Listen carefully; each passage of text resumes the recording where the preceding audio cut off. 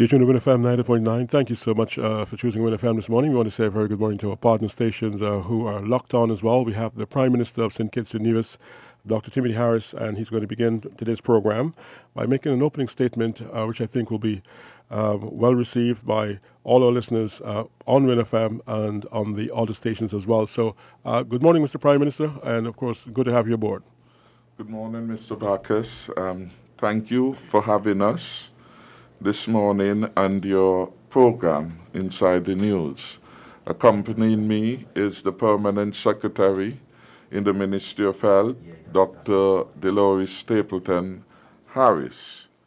And I want to thank you for giving me the opportunity to greet all who are listening to this informative program on your own radio station, Win FM.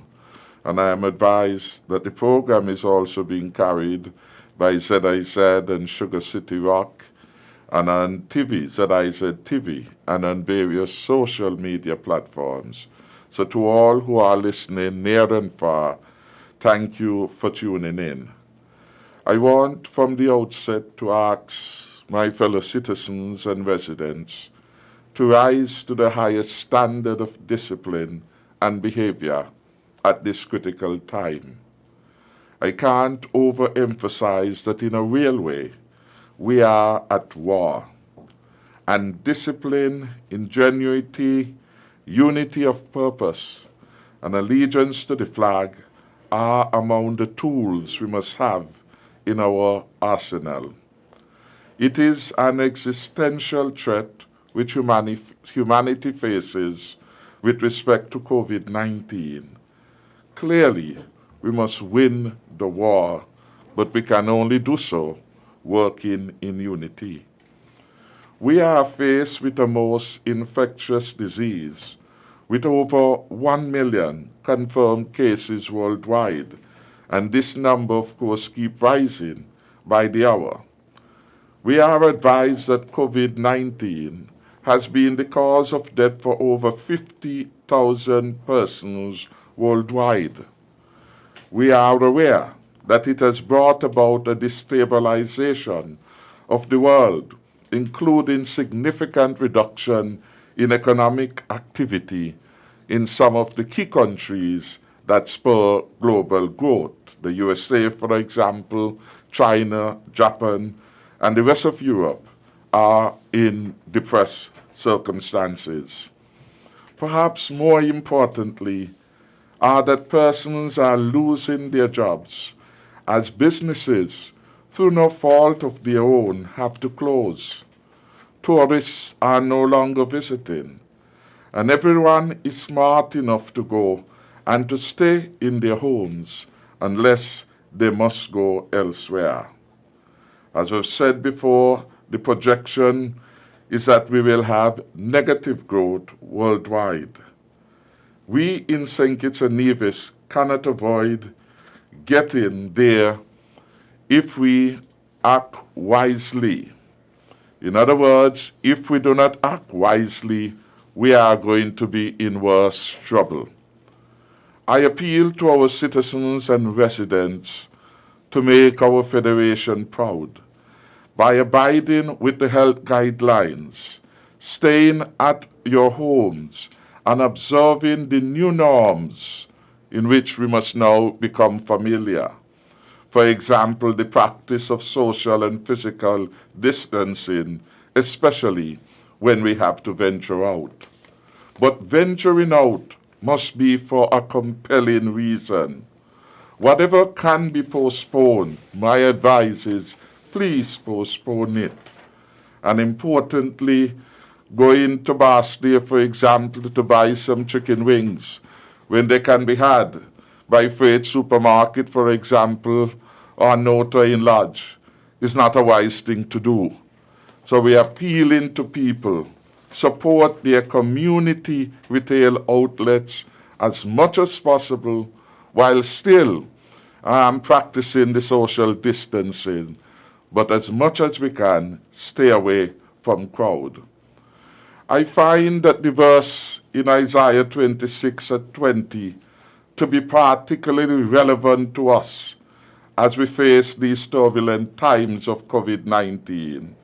And I give this advice to the people of St. Kitts and Nevis. Go home, my people, and lock your doors. Hide yourself for a little while until the Lord's anger has passed. Put another way, the passage is saying to the people of St. Kitts, you stay at home as much as possible. In our region and in St. Kitts and Nevis, the situation, of course, continues to be very challenging, and we want to change the tide. We are in a war on our own soil, and we have to act at our most disciplined best and sacrifice now for later victory. So some who complain about a shutdown for 3 days or 14 days have to appreciate it is a small, very small sacrifice to add many years to your lives and to ensure our country can emerge stronger, safer, and healthier after the COVID pandemic.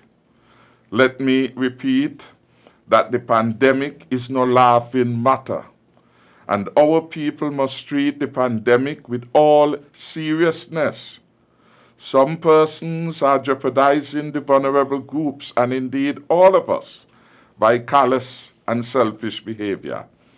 And I must call on the guilty ones to stop their inappropriate behaviors now. Standing in crowded places is unwise. So please avoid crowds as much as possible, and I dare say at all costs, and follow the advice of our health professionals and indeed our security forces. They are on your side, and they are and we are working to protect you. And so we want you to minimize your risk. Importantly, the advice that have been given by the health fraternity with respect to how we can protect ourselves from COVID-19 is very simple. Everyone, every able-bodied person in St. Kitts and Nevis can get it right. You are empowered for your own health. And I will just repeat a few of the tips that have been given. And Dr. Harris, of course, when she comes to speak, will perhaps engage more on them. Practice good hand hygiene. Avoid touching any part of your face. Boost your immune system. Practice social and physical distancing. By doing so, you minimize the chance of you or anyone else transmitting COVID-19. We are in a war against this virus for which, as yet, there is no vaccine. And our medical professionals are on the front line, fighting the enemy on behalf of you, the good people of St. Kitts and Nevis, and people all around the world. Their dedication to serving the community is an example which has inspired me in these difficult times. I want, therefore, to extend on behalf of the Cabinet and on my own behalf as the Prime Minister of the Federation of St. Kitts and Nevis, my deepest gratitude to the health workers and the medical professionals for caring for those who have been tested positive for COVID-19, and indeed for advising us how to keep ourselves safe. Of course, our prayers must go out to those who have been tested positive at this time.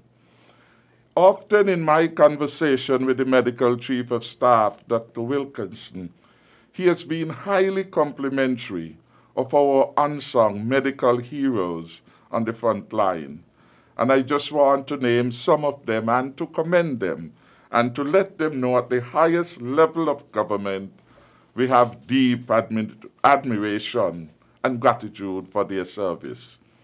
Among the names that have come up often is Dr. Archibald, Dr. Blanco, Dr. Rubain, Dr. Sebastian, Dr. Lawrence, Dr. Isaac, Dr. Williams, Dr. Nisbet, Dr. Julius, Dr. Brown, Dr. Cannonier, Dr. Pemberton, Dr. Connell, Dr. Phipps, Dr. Hughes, and Dr. Byers. These people, I gather, have shown a strong enthusiasm to be at the front line and to work to help us overcome this pandemic. Equally, I must extend our deep appreciation to the police who are now out there, policing our streets, our supermarkets, our banks, the Defense Force and the Immigration Services, who are helping to ensure the effective implementation of the emergency powers and, of course, maintain a safe and secure society for all of us. I want to appeal to our citizens and residents to make life easier for all of us. Take the wise counsel and direction of the police and security forces in general and avoid yourself being arrested. Just simply abide by the law. I salute Commissioner Hilroy Brandy, Chief Immigration Officer Merklin Hughes, and Lieutenant Colonel Anthony Comrie, their rank and file, for outstanding service at this very turbulent time of testing in St. Kitts and Nevis. I understand that some of our citizens feel that the emergency measures are too inconvenient and excessively restrict their precious freedoms. I can assure you that all these measures are necessary for your future larger freedoms and indeed for your life. In my view, it is a very small inconvenience that you now must pay, a very small sacrifice that you must now make for that better, safer, and brighter future. Again, your Team Unity government is fully aware of the limits that the curfew in particular is having in daily life. But for your health, for the freedom in the future, I want to advise you again, stay at home. Shop in your community. It is not worth it at this turbulent time to come to Bastia from Tabernacle Mansion, Sadler St. Paul's to buy milk and sugar and all these basic stuff that are readily available in your community shops. It will always be the priority of the government to protect the lives and well-being of all of us here. I am kept up late at nights, indeed, every waking moment, thinking about the people of St. Kitts and Nevis, thinking about this pandemic, its impact on our health system, our well-being, our way of life.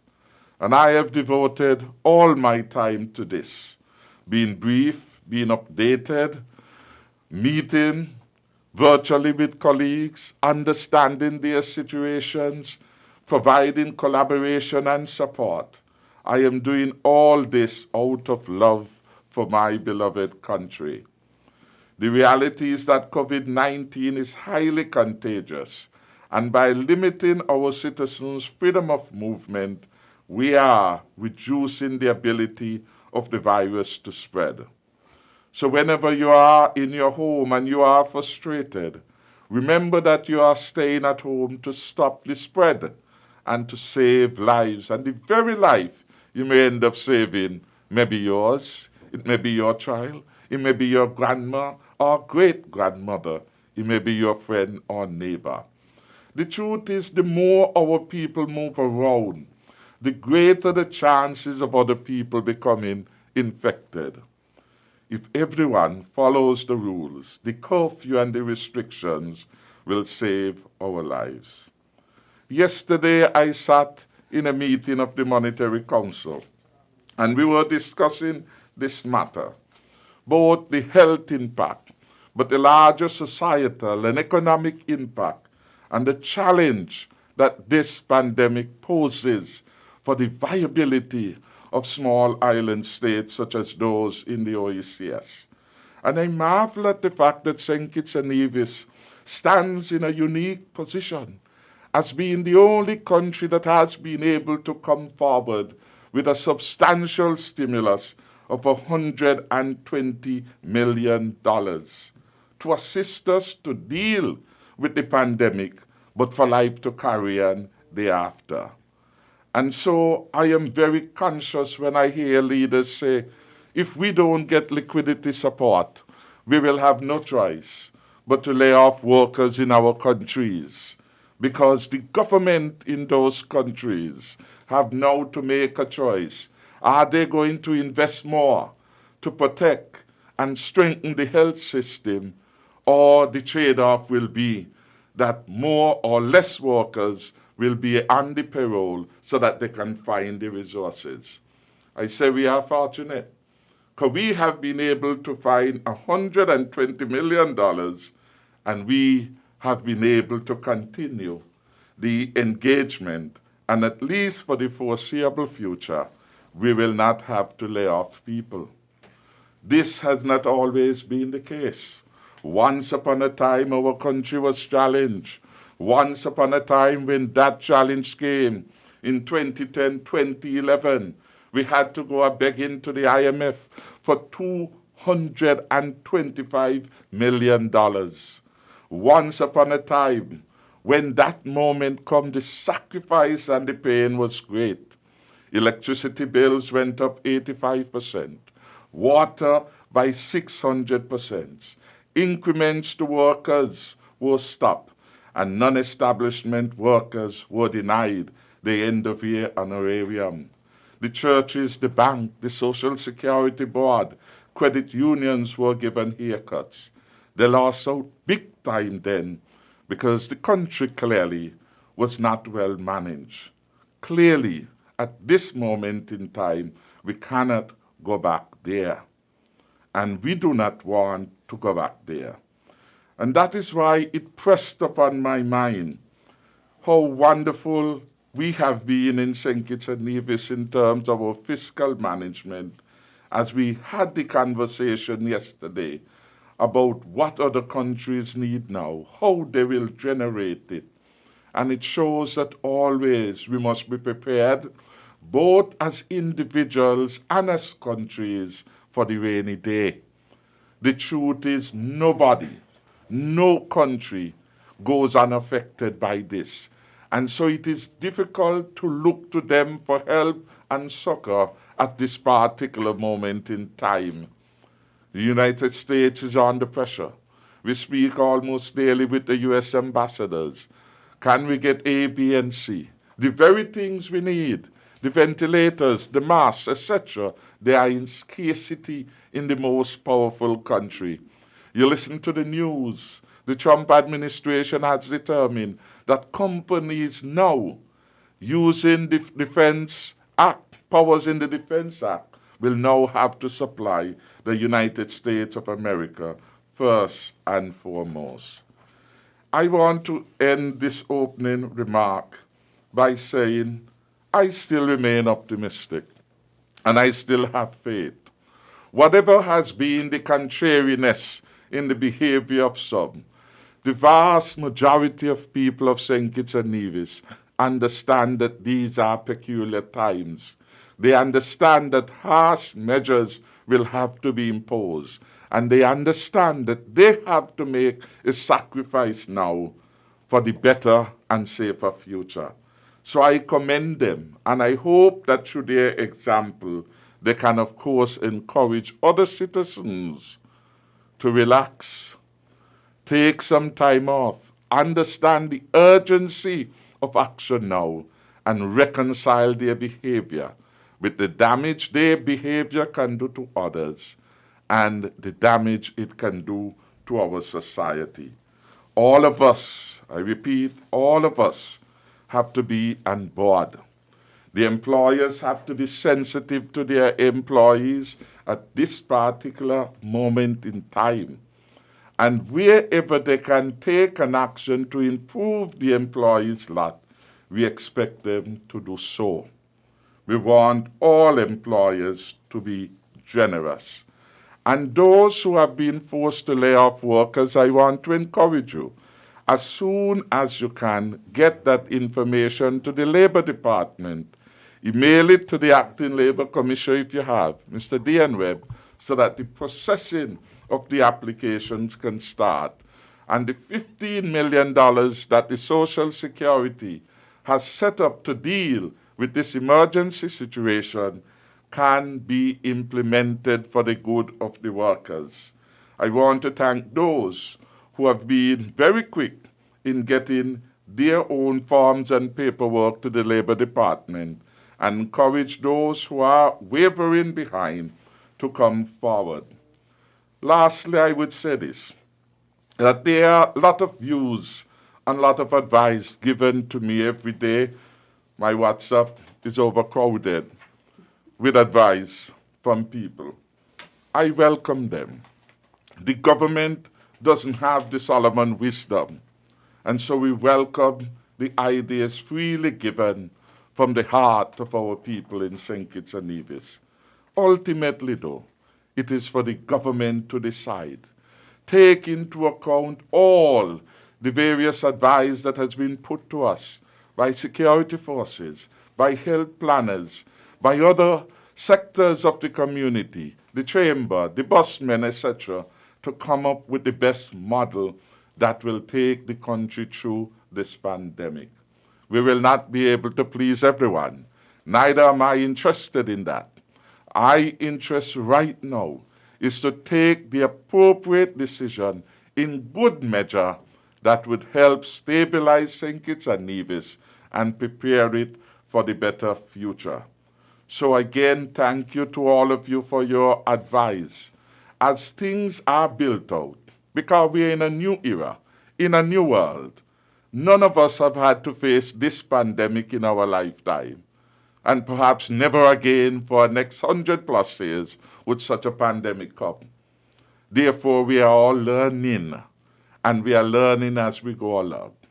There are going to be shortcomings in some of the actions of people, and we will address it.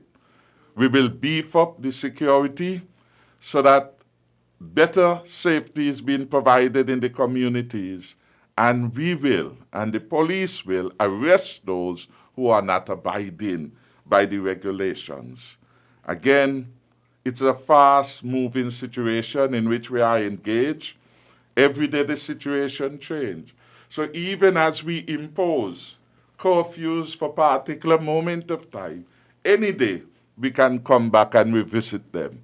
And we will make no apology for revisiting them, because every day the science is being added to, knowledge is being added to, best practices are coming in vogue, and our policy prescription will be agile and very responsive to a turbulent time. So again, my people, I want you to make us all proud.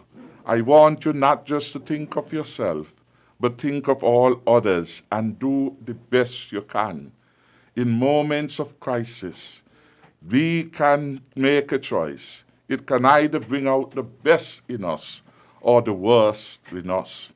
My hope and my inspiration will come when the majority of Kittitians and Nivisians and the majority of our residents here let this pandemic bring out the best in us. So thank you very much. And thank you very much, Prime Minister Dr. Timothy Harris. I would like to invite opening comments from Dr. Delores Stapleton-Harris. Doctor? Thank you very much, Mr. Backus. Good morning to everyone, as well as the listening and viewing audience. It is my pleasure to share this platform with the Prime Minister, the Honorable Dr. Timothy Harris, in our fight against the COVID-19 virus. Now that the virus is upon us, our Federation's health system continues to engage in the fight against such a pandemic. You are all aware that the coronavirus is an infectious respiratory disease. I am certain that you have noticed and are confident that our health system is well prepared in its response to manage and contain the spread.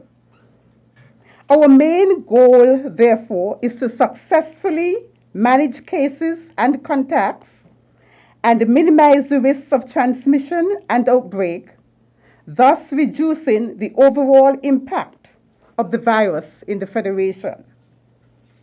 It is important to note that the Ministry of Health and the government were able to observe other countries' challenges and responses regarding the virus. And this provided us with the opportunity for the Federation to increase its preparedness decisively to limit the disease's spread, being cognizant that it was only a matter of time before the COVID-19 reached our shores.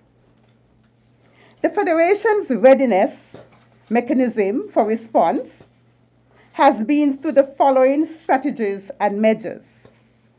1, procuring of additional health supplies and equipment to manage cases. 2, securing additional health personnel to bolster its human resource capability and capacity. 3, enhancing port-related screening and surveillance for prevention and early detection of cases. And 4, preparing the physical infrastructure at the institutional and community-based levels with designated areas for assessment and treatment. Presently, with 9 confirmed cases of the coronavirus in the Federation, there is a strong focus on containment. That is, identifying cases, quarantining and isolating those who are infectious, as well as their close contacts. Some of the immediate measures are dedicated screening at the clinics and at the Accident and Emergency Department of the hospital, and increased testing and identifying and preparing dedicated coronavirus wards in hospitals for the management of affected clients. Other measures include engaging in telehealth medical consultations, canceling large public gatherings, such as closing schools and other institutions. Other aspects of our actions to slow the spread of the COVID-19 in the community are the curfews we have been engaging in. There are also other management issues, such as hospital resources, timely responses to case confirmation, to ensure that we recover as quickly as possible. I wish to say these measures may be disruptive, but they are critical and necessary and are proportionate to the threat. But as we face the significant risks that the COVID-19 poses, particularly for elderly and other vulnerable populations of NCDs affected persons, you would agree that our Federation must be ready. And I know we are. But you, as a Federation, have a serious personal responsibility to protect yourself. Protect yourself simple with some basic hygienic practices. Some of these measures are also serious and go beyond anything we have experienced before.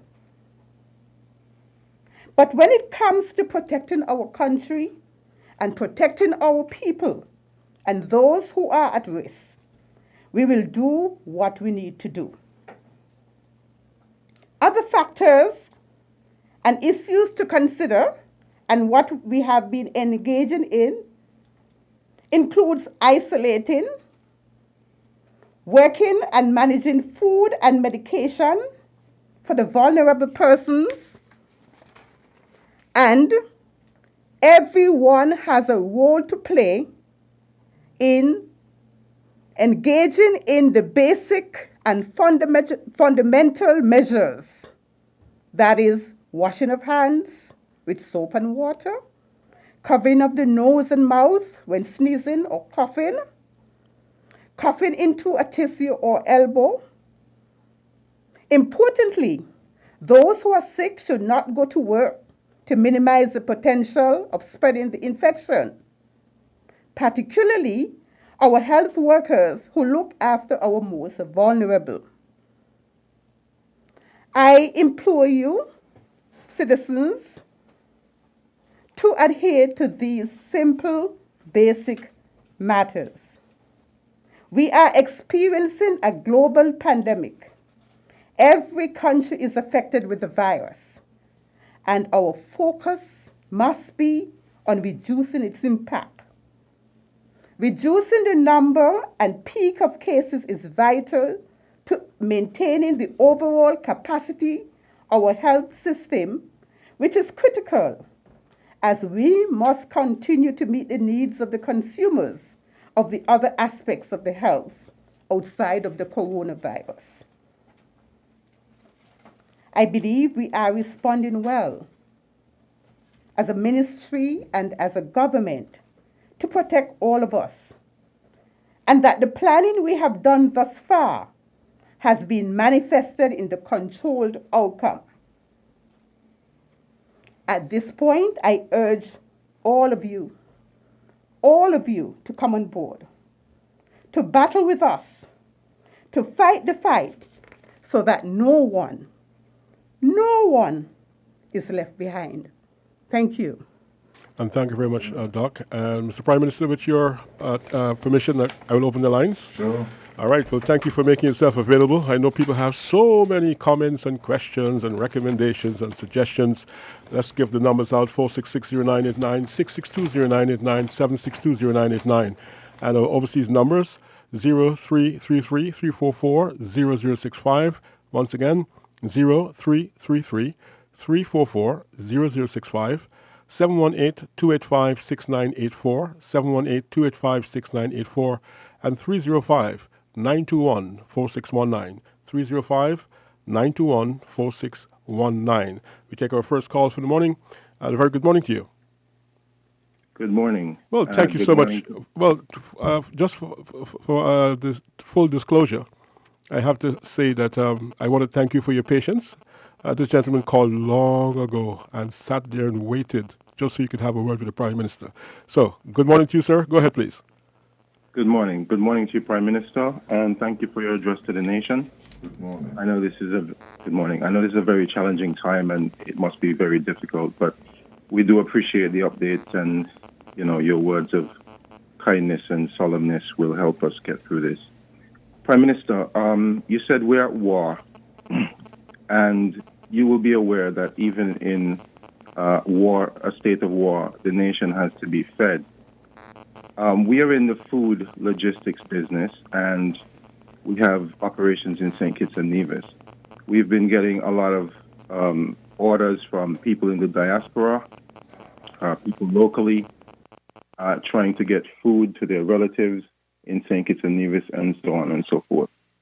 I do appreciate that you have to put measures in place to restrict engagement in the public, social distancing, keeping people away from each other to stop the transmission of this virus. However, we do feel that the lockdown measure causes some problems when, for instance, on Friday, the lockdown is lifted and people go out to the bank, first of all, and then perhaps to the grocery store. It causes a run on the shops. And we have systems in place in St. Kitts and Nevis where people can order online and have their groceries delivered to them. I am putting together a proposal which I would like you to look at, Prime Minister, and to see how best we can help keep the nation fed while keeping them at home and keeping them safe. Also, some measures put in this proposal for people on the PAP program to receive their funds, and perhaps with government intervention and perhaps some government subsidies, vulnerable people in society can also enroll in this service that we offer and get the necessary items that they need, be it from if they're on the PAP program or from their relatives abroad. I do feel that it is a very challenging time, and even such an operation would require a massive effort to scale it up. And I'm also suggesting perhaps some of the civil servants could get involved. And I would also recommend that some necessary key workers in society get the official government passes to be out in public to help with these efforts and to get these things done. The next question is for the doctor. Are there any natural remedies being prescribed for this virus that's going around, the COVID-19? We know this is a viral infection. However, there are some natural antiviral remedies. I've also spoken with people in St. Kitts who have been down with the illness after diagnosis. Some of them have been taking Jumbi Tiki Time, ginger for inflammation, and other remedies. Do you recommend any of these natural remedies? All right, thank you very much for your comments and your questions. We'll have answers in a moment. We have a few people who are lining up to make contact with the Prime Minister and the Permanent Secretary. Let's go back to the phone lines. Call you on the air, and a very good morning to you. Yeah. Hello, good morning. Yes, good morning. You're live. You're with the Prime Minister, the Permanent Secretary. Go ahead, please. Okay, good morning, Mr. Prime Minister. Morning. Hello? Good morning. You're on yes, here. yes. Okay, Thank good you. morning. Yes. Okay, good morning. One of the things that I think that you should try to instill in the citizens, as I drove around town this morning, I realized that a lot of people still not wearing the mask. And now there were questions as to whether you should wear the mask or not. And as I go online, every doctor now is coming out and saying that it is safer for you to wear the mask. I mean, you do not know the next person standing beside you. The next person standing beside you could be a carrier and they're not sick. I feel that each and every one of us should wear our mask to protect ourselves and to protect the person next to us. I'm appealing, Mr. Prime Minister. I'm appealing to people because I drove around this morning and I see people in line, and then all you need is something across your nose to protect yourself from inhaling the virus that could be floating around. You don't even know the next person who's standing beside you. So again, Mr. Prime Minister, I think you have done it before, and if you could appeal again to people to wear the mask. It is safer now to wear the mask than to go around without a mask. Thank you very much, sir. Thank you so much for calling, sir. We go back to the phone lines. Call you on the air, and good morning. Good day to everybody. Good day. Good day to you, Mr. Prime Minister. Good day, caller. Good day to you. Thanks for calling. Good day to you. Yes. Good day to you, Doctor, and good day to you, Mr. Bacchus. Good day. Very quickly, so I have to say. Yeah, Mr. Prime. Yes, Mr. Prime, and good day to all your listeners too. And greetings in the name of Jesus Christ to everybody, the only Savior sinners.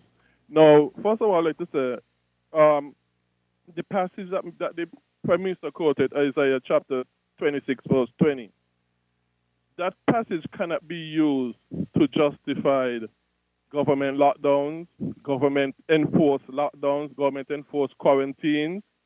That passage does not deal with the limits and duties of government. When you want to find where the limits and duties of government are concerned, the God-given duties and limits of government are concerned, you have to go to such passages as Romans chapter 13, verses 1 to 7, where he tells you, yes, the authority of a government is given by God to government. And then verses 3 and that verse 2 says we should obey the government. And verses 3 and 4 tells you now, go into the limits and the God-given limits and duties of government, where he says the government is to praise those that do good and punish those that do evil, as delegated and as described by the Bible as to what good is and evil is and the punishment ought to be.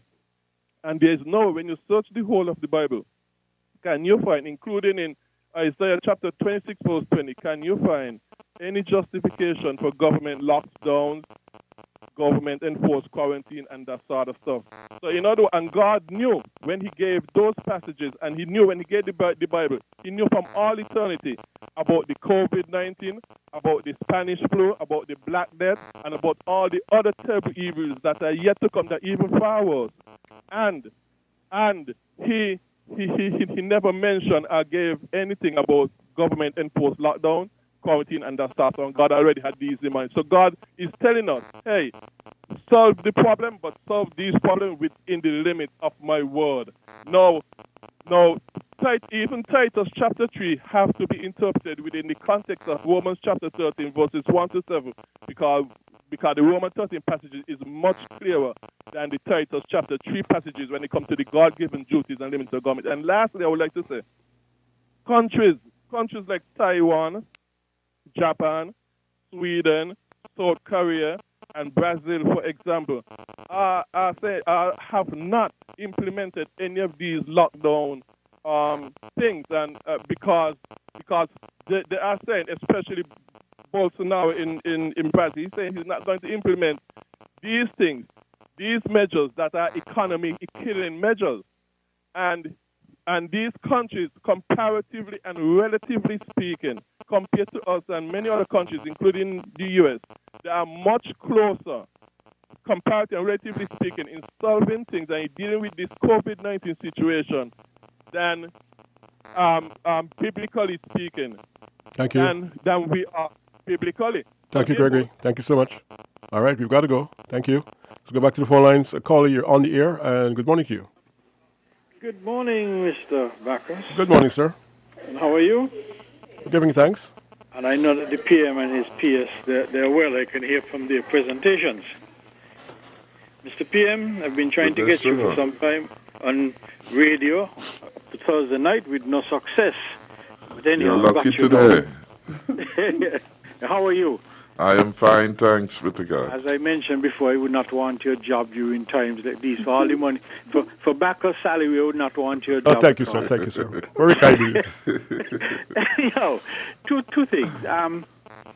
Yesterday, when you did the relief from the lockdown, there were quite a number of lines around all major shopping centres in Bastille, despite the fact that you ask persons to shop in the rural areas where possible.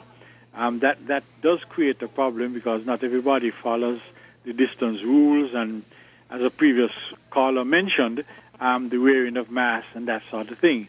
But today I understand, because I have not seen these things for myself because of visual impairment problems. I understand that today is just as bad, if not worse. The question, though, can anything be done to control that? I've heard of situations. I've spoken to a friend of mine in Puerto Rico, and they mentioned that they restrict movement of vehicles based on certain days. They restrict vehicles based on certain days by the numbers on the last number of the vehicle.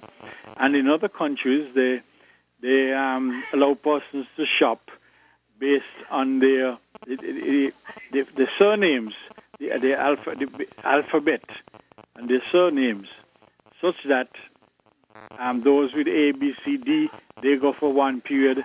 The next set, another 3, 4, 5 letters go on a later time in the day or something.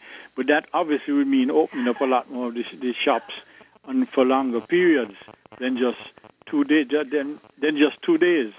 So, but it is something that maybe that the task force, along with the business sector, can look at to see how these long lines can be eliminated and the further risk reduced. The other thing, though, is listening to the radio yesterday, I understand that the busmen were kicking up quite a stink about the arrangements being made between the National Emergency Task Force and the bus associations is not to the pleasing of a lot of the drivers. The limitations put on them where they can only carry 4 or 5 persons is not to their satisfaction. They'll do it for short routes, but not for long routes. I don't know if further negotiations can be held with them to see how it can relieve the pressure on persons in the distant rural areas.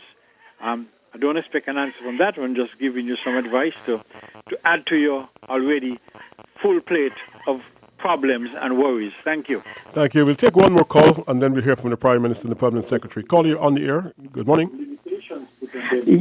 Yes, hello, good morning. Yes, good morning. This question is for the Prime Minister. Go ahead, please. Now, something seems to be missing from this whole state of emergency. Why are we not hearing from the Commissioner of Police? I know the President will say, well, you don't hear from the Assistant Commissioner. I don't want to hear that. I want to hear from him, because I see some clips from Trinidad, and I'm seeing Gary Griffith, who is the Commissioner, Brian Eagle, Ackley Radney. I'm hearing from them. I've never heard one word from this Commissioner.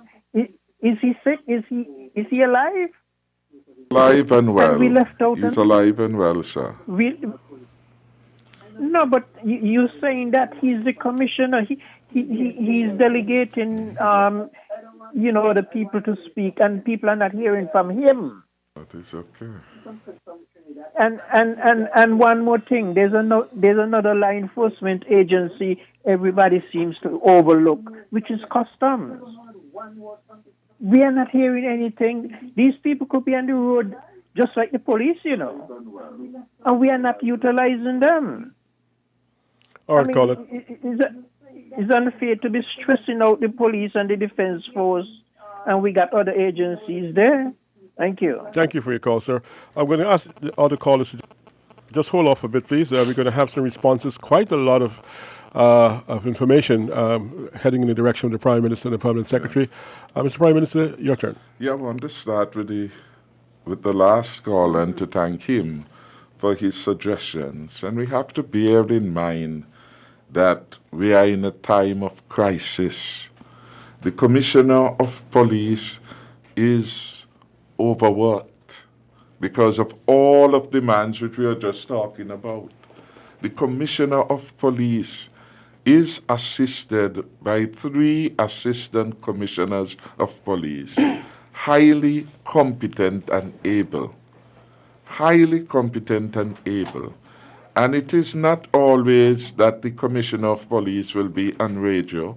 As and when it is necessary, would be left to his determination. What is important is to ensure that there is security. And he is the man who is ensuring that there is. Whether he is coming to ZIZ every day, to me, not important. I am concerned about the big picture. I am concerned that Mr. Brandy is the most competent cop in the region at this time. I am concerned that Mr. Brandy knows what his job is, and I am confident that he's doing it. As we speak today, Mr. Brandy has been out all over town. Well, you can't be out there. All of the security agencies are fully involved. In fact, the successes we have had would not have been possible had it not been an all-of-government approach. You may not see them, and maybe it is good that you are not seeing them, because they are busy delivering on the plan that is set to them. The control of customs, for example, is an integral part of the task force that is responsible for going out in the communities, identify those persons who are to be in quarantine and isolation, and ensuring that there is compliance. So he's busy doing that when you don't see him or hear from him. All hands are on board, and in particular as it relates to the security forces, I can tell you every one of the head is busy every day doing the appropriate things. And had they not been, we would not have been having the success that we are talking about. So I commend all of them, though, and to say that they are very busy at this moment in time. With respect to the matter of the busmen, let us be very clear that the health of the passengers and of the bus operators comes first. We have designed what has become the best practice to move them from carrying some 14 or 15 passengers to a maximum, I think, of about 4 or 5. I want to make it absolutely clear there will be no change. There will be no change for health reasons. We do not want to have persons in buses in a crowded situation. Mr. Samuel has met with the bus operators and will be available for further conversations. But I want to make it absolutely clear, the numbers will not go back up there. It is a moment for 14 days in the first instance. We are asking everyone in society to make a sacrifice. 14 days for the rest of our lives, we are asking you to make a sacrifice. And so persons have to make up their mind. They are either in the fight or they are not in it. 14 days sacrifice so that you can have 14 years, 40 years, 50 years added to your own life. That can't be too much of a sacrifice to ask. And in relation to the passengers, let us understand what this lockdown is about. It is to keep people home unless you are an essential worker or you are in an establishment that has been given exemption. So we should not have the same number of persons in Bastille moving about, because the regulation and the emergency powers are promulgated on the assumption that people are staying in their homes. And that is why persons have to act responsibly. Why do you have to come to town? Unless it is something that you can't get in your community. There's no need. And that message we have to drive into people's head so that they understand. If you can get your milk by Freights, by Baby Just Shop in Tabernacle, by Thomas Shop in Mansion, do not look for any bus or any other vehicle to come down to do that, for the period in which we are under a state of emergency. Persons have to understand these are abnormal times, and it cannot be business as usual. It will not be business as usual for the taximen. It will not be business as usual for the bus drivers. And I want to further make it clear, because everyone should be at home. Unless they get an exemption, then we don't expect persons to be coming and going to places and then say they need transport. Indeed, those who are required to work, their employers are under obligation of the law to provide the transportation to them. So, the busman, as it were, must make the arrangement to get his or her employees to work.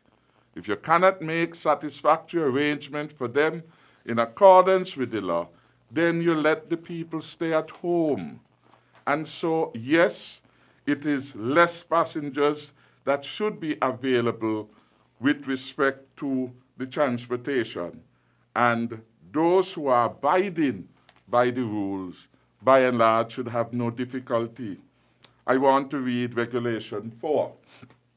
All businesses and offices may continue their business operations by allowing their employees to work remotely from home, utilizing virtual means, unless those employees are permitted to work under Regulation 6 or are designated as being essential workers under Regulation 8. Where a business is unable to continue its business operations by its employees working remotely from home, the business shall cease its operations for the duration of these regulations. That is quite clear. The assumption is that people are staying at home because that is how we will be able to slow the transmission and eventually eradicate it from one person to another. When an employer is given exemption, it is expected that they shall adhere to social distancing under Regulation 6 and physical distancing protocols pursuant to Regulation 7. So this is clear what should happen by and large with respect to the movement of people. And it is because it is not envisaged that you will have that number as in normal times requiring transport, why it should not become problematic in terms of people moving. If people abide by the necessary, one thing is necessary: stay home unless you have an overriding reason to move. Stay home, stay put. And if people follow that prescription to a T, we have no transportation issue, because you are where the law wants you to be at this time. And the more persons who stay at home, the quicker we will get over the virus. And I therefore want to appeal to some of those persons who are calling for exemption. Unless it is an essential service, please refrain from calling Mr. Brandy for exemption, so that he can focus on the more fundamental issue of devising the security plans to take the country into a better place more quickly. So we want to make that clear. Part of the problem, we have a pandemic, we have a serious situation, and everyone wants to continue. Well, some people believe that they should continue. Come to town for a line, finish with that. Come to town to see what is going on, finish with that. It is not necessary, and we ought not to be encouraging people in those behaviors at this particular moment in time. We are in war. We are in war. And when you're at war, your behavior must become more responsible and circumspect. And that is what we are asking at this time. So that goes to the issue of passenger movement. In relation to the crowds, again, that is a problem. And the task force, the National Emergency Operations Center, met with the chamber yesterday. A lot of things are happening you will not know, because really it is not necessary to bother the public with a lot of these things, except when decisions are made to communicate them. And we are working a model that we will be able to announce hopefully by early next week, which will address some of the problem of traffic flows in Basti and around the city. And again, if people abide by the rules, stay at home, unless you have a compelling reason to move out. What is a compelling reason? My prescription ran out, so I have to go to the pharmacy. We understand that. But a compelling reason can't be, well, I don't have any sugar, so I go in town to buy sugar. No, because sugar can be had in your community. And life without sugar is even better, health-wise, particularly when we confront the challenge of non-communicable diseases. One of the things the doctors advise regularly, limit yourself in terms of sugar. So that will not be considered a good enough reason. The zoning, the country, so that people only, particular persons can come perhaps at particular periods, all those are matters before the same National Emergency Operations Committee, of which Mr. Brandy is a part. So we have discussed the matter of the busmen.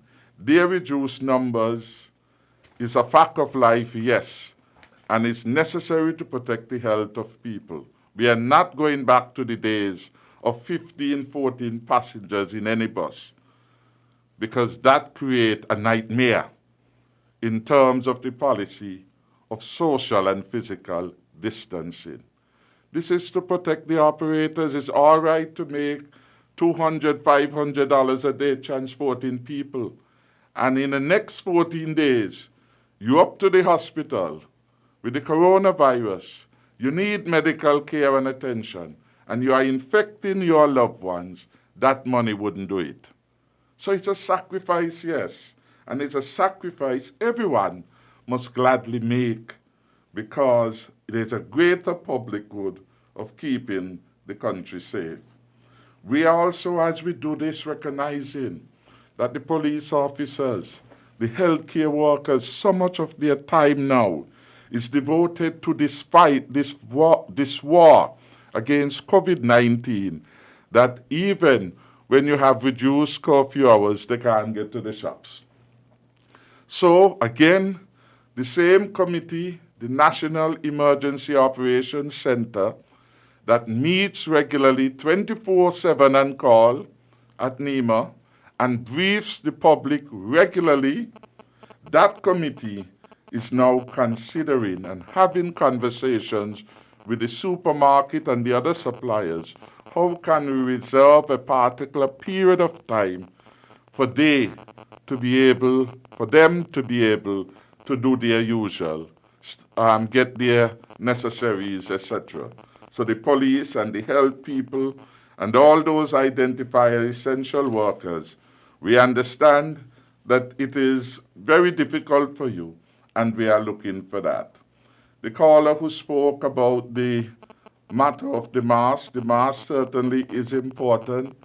Listening to the news today, coming out of America, they say that it is recommended, but is not mandatory. In other words, it will help. And one of the reasons why they are not going full force in terms of imposing it is that the reality is that all around the world, masks are scarce. They have become scarce. And what has happened is that a number of persons have begun to become very smart, very good. And it has created a niche now where over India and elsewhere, in their homes now, persons have gone into mask making and are doing good with respect to that. In St. Kitts and Nevis, we have 2 persons who I know, and there may be others, are engaged in mask making. And we have asked all of them to increase their stock.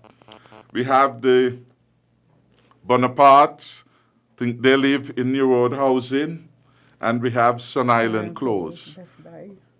And Best Buy? Is selling, yeah. Best Buy is selling. But I mean in terms of manufacturing, we have at least 2 persons engaged in that. We have asked Sun Island Clothes to increase the stock in a rapid way so that more persons can have. The good thing about those that are being produced locally is that they are going to be reusable.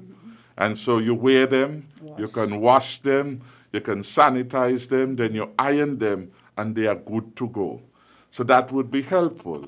I have also asked that the price remains manageable. I have heard prices of $10 and $15. I personally believe that is too high. Given where we're asking producers and retailers to be sensitive.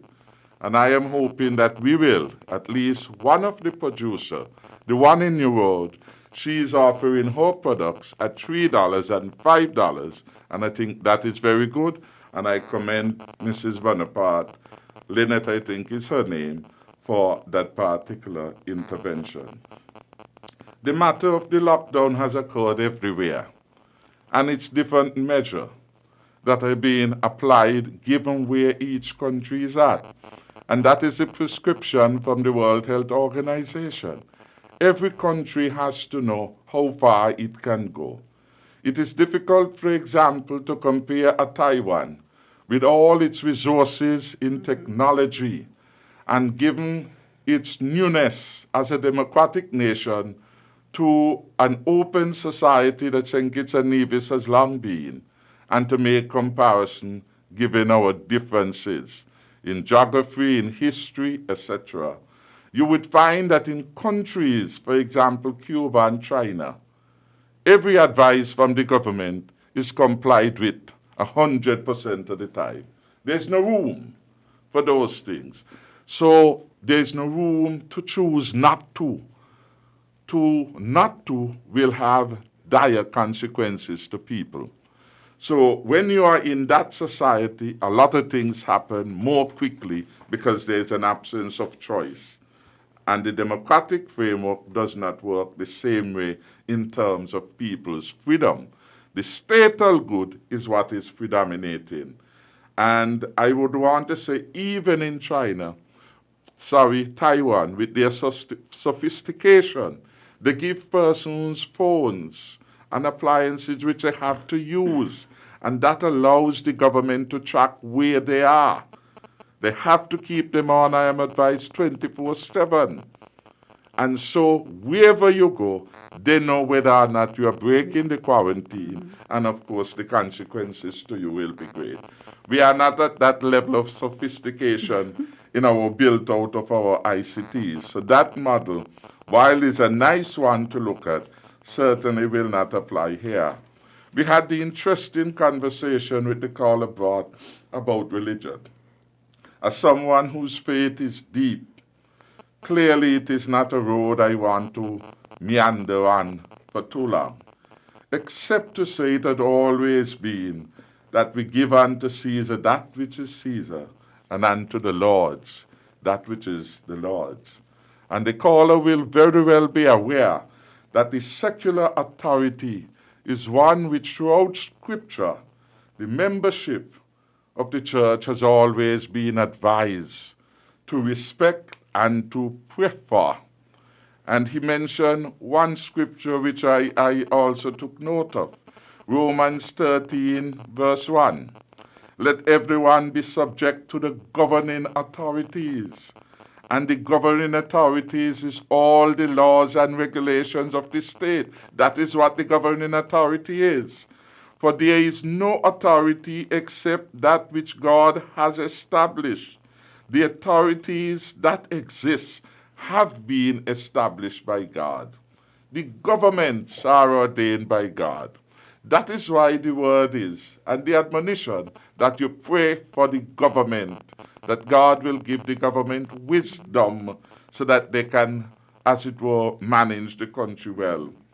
Jeremiah chapter 9 and verse 7, he should also look to.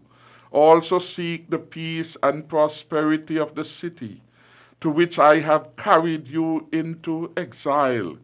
Pray to the Lord for it, because if it prospers, you too will prosper. Again, good admonition. You have to pray for the city, whatever is happening there. You are obliged to give support to governance there. And if good come, as we would say, it will come for all. He said, pray to the Lord for it, because if it prospers, you too will prosper. And a third passage I would point the caller to, 1 Peter chapter 2, verse 17. Show proper respect to everyone. Love the family of believers, fear God, and honor the emperor. Well, certainly in modern day context, we have few emperors in the world, if any, but we have a government elected by the people. And so we insert that. Show proper respect to everyone. Love the family of believers, of which the caller is a part. Fear God, which we do, and honor the state. This is what we are encouraged to do. And really, again, in these times of crisis, where people are talking about keeping people safe, you know, it's a little concerning when we begin to nitpick about interference in the church. You saw what happened in Antigua, where people crowded in a church. And if you don't take action, the transmission begin to peak. There's a national good. I want to thank some of the churches, the Catholic Church, the Anglican Church, the Moravian Church. Very early, they began to signal to their membership the need for physical distancing, the need to close down. Stop having church the normal way. One of the most important days in the calendar of the church, Good Friday, and Easter is coming up. And the church leadership, understanding the imperatives of the time, have to put a break on that. They can't be done the normal way. Why is it in abnormal times are people expecting to do the same old thing that they were doing? It can't work. And so, again, I want to encourage people to get a better understanding that we are in perilous days. And the actions and the so-called quote-unquote interference in the churches becomes necessary and urgent if we are to save the life of the pastor, if we are to save the life of the deacon, if we are to save the life of the regular members. Because as they come together in traditional modes, as they hug and they greet, and they do all that, there is a possibility, nay, a strong probability, that you could have the transmission of the virus. Not intentionally, but the consequence nonetheless will be the same. And that is why the state, ordained by God, has to intervene and bring some sense of guidance with respect to this particular matter. I believe I would have answered most of the questions. If there are any I left unfulfilled, Mr. Bacchus, please help me, and the PS is here to attend to the others. Well, what I'll do, Mr. Prime Minister, with your permission, we'll take a break now. I'll give you a chance to get some refreshment, and we'll continue in about half an hour. We'll take a break, bring you the headline news. We'll come back, we'll hear from the PS, and if there's anything that you missed, I'll be sure to remind you before we begin in the second segment of the program. So thank you very much Thank you to the Permanent Secretary, to the Prime Minister. We'll break now to bring you the headline news. Found the sound. 98.9 Win FM. We now bring you the Win FM Headline News. The Win FM Headline News is brought to you by Caribbean Alliance, KDP Enterprises, The Grange, Carib Brewery, CNC Trading.